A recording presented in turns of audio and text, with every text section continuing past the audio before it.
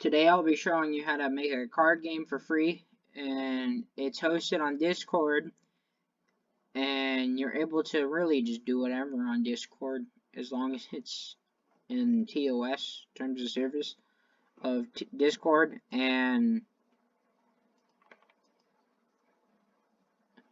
I have the rule set.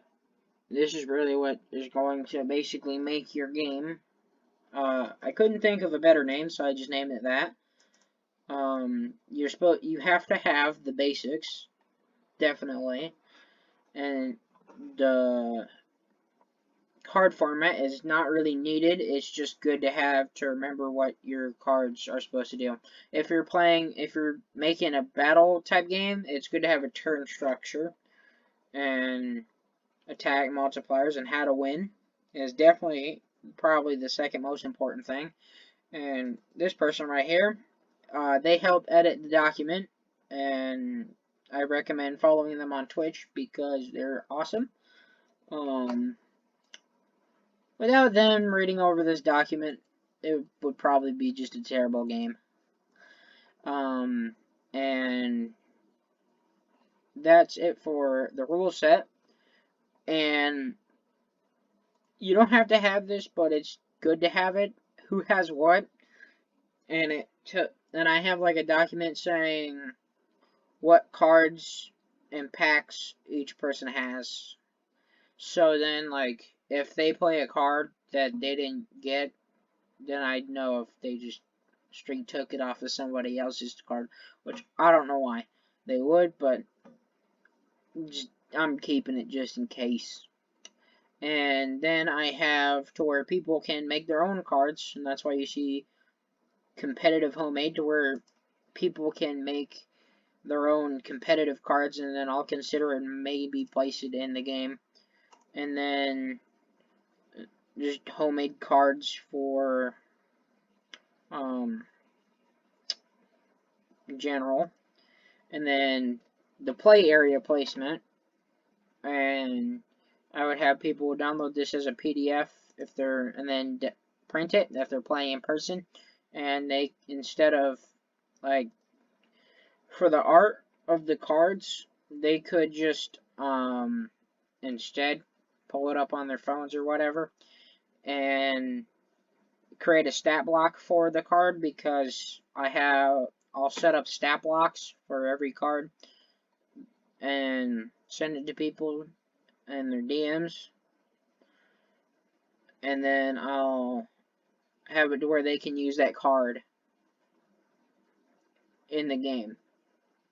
And I don't know if this works, but if you make like a play area and stuff like that, Roll20 has a way for you to be able to do that. I'm not too sure if I can, but I'm going to try it. And then packing card list. This is probably one of the best things to have.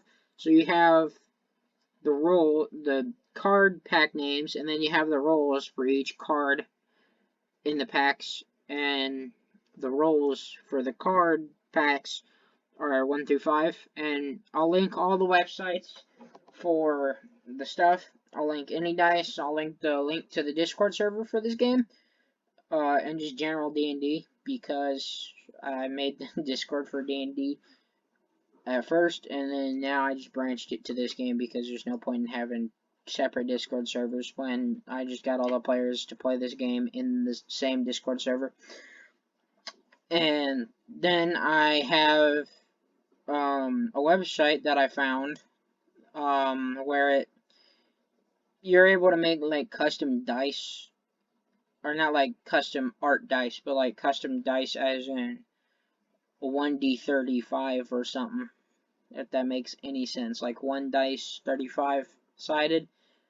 I don't really get how to explain it well. I'll just link it in the description of this video.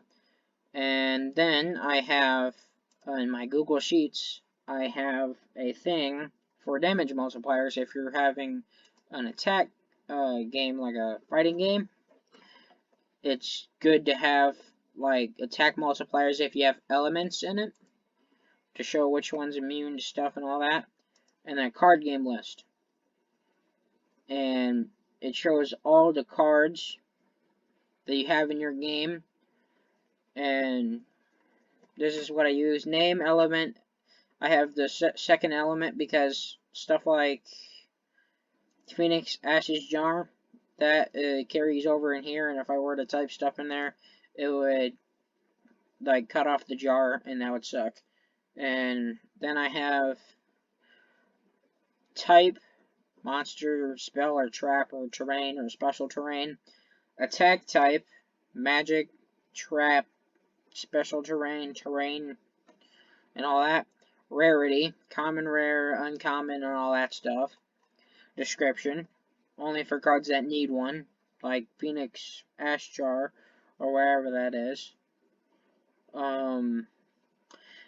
Basically, it's just a description of the card if it needs it, and yeah, that's how to make a card game in Discord for free, and yeah.